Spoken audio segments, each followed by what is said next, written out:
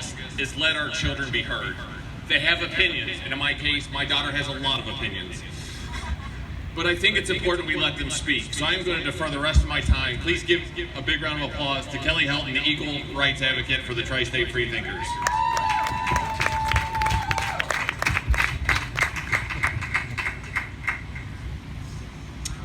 I have had a lot of opportunities to speak about equality this year.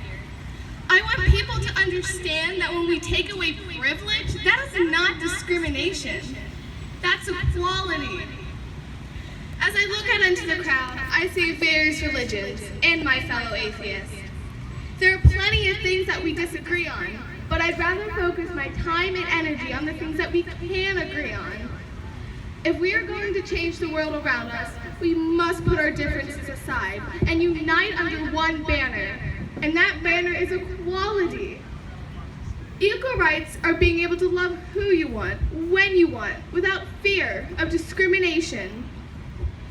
Equal rights are a woman's choice to choose if or when she wants to have a child. Equal rights are welcoming all into this country.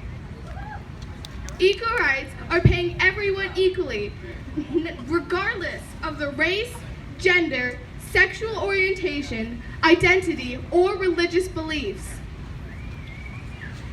Equal rights are the separation of church and state. If we favor one religion over all others and pass laws based on those beliefs, we are not all equal. It is good when we gather together in harmony to celebrate love. It is better, and my personal favorite, when we gather together and put aside our differences to protest inequality. We are at our best when we pass legislations at the local level to ensure equal rights and brighter futures for all. As a 13-year-old girl, I am often the voice of reason in a room of unreasonable adults. I realize there are a ton of things I've yet to learn and do not understand. But if I understand equal rights, and you understand equal rights, then we must put people in office who understand equal rights.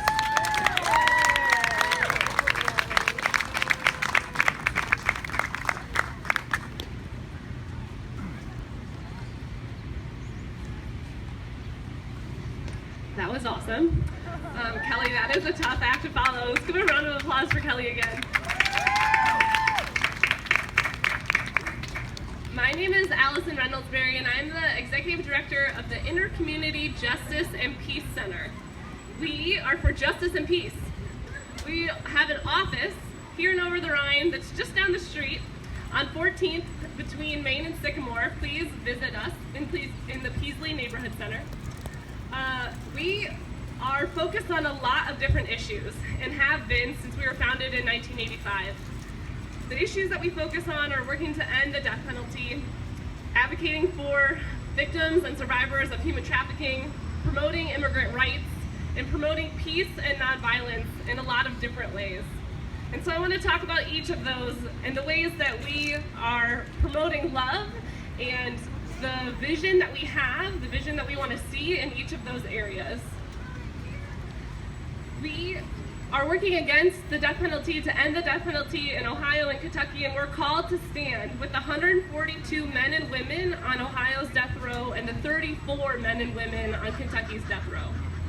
We're called to stand with them because we believe in the sanctity of human life. We believe in grace and redemption. We believe in the power of people to change. We know that we are not the worst thing that we have ever done. I believe that Ronald Phillips, who is scheduled to be executed this Wednesday morning, the first time an execution is going to take place in Ohio in the last 3 years, I believe that he is a different man now at 43 years old than he was at 19-year-old, when he was 19 when he committed a murder. We believe that we have the power to change the system. A system where race plays a factor in deciding who receives a conviction. A system that shows disparities in geography because of the amount of money a county prosecutor's office has to spend on a death penalty trial.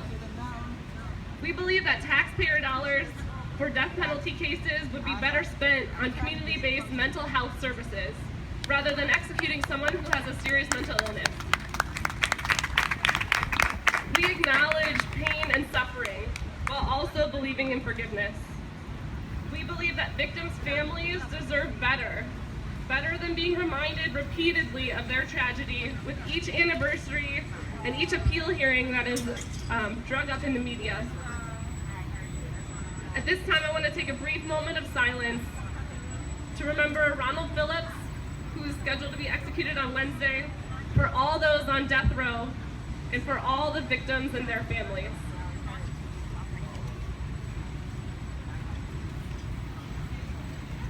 This Tuesday at 7 p.m. at Mount Auburn Presbyterian Church, we're holding a vigil to remember Ronald's victim and him and all their families. We'll also gather in Lucasville at the Death House and are carpooling, leaving here at 6:30 in the morning on Wednesday. So if anyone is interested, come find me afterwards. We are working to end human trafficking. We believe people have the right to dignity and self-worth.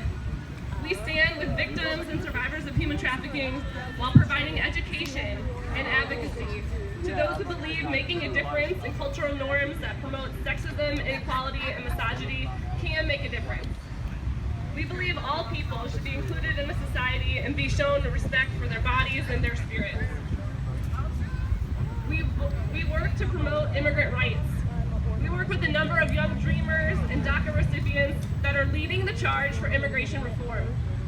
We believe that they deserve the right to stay in a country that they call home, where they know the words to the U.S. national anthem better than they know that of their home country, where they have spent a majority of their lives, have grown up here, and are part of this culture, not a culture that they were born into necessarily.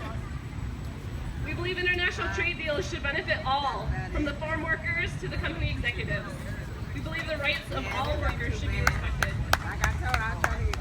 As we advocate for peace and nonviolence, we rethink racism. We're trying to think about a world where equality is prevalent, where we aren't judged by the color of our skin.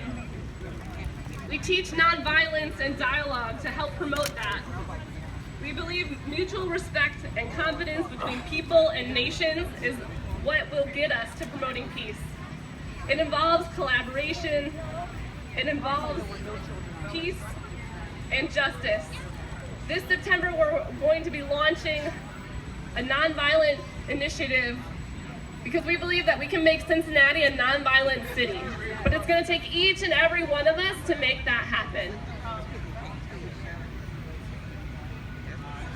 A Chinese philosopher, Lao Tse, said, "If there's to be peace in the world, there must be peace in the nations. If there's to be peace in the nations, there must be peace in the cities. If there's to be peace in the cities, there must be peace between neighbors. If there is to be peace among neighbors, there must be peace at home. If there's to be peace at home, there must be peace in the heart." Thank you to each and every one of you who is working to make peace in your heart and in our communities so that we can have peace in this world. Thank you.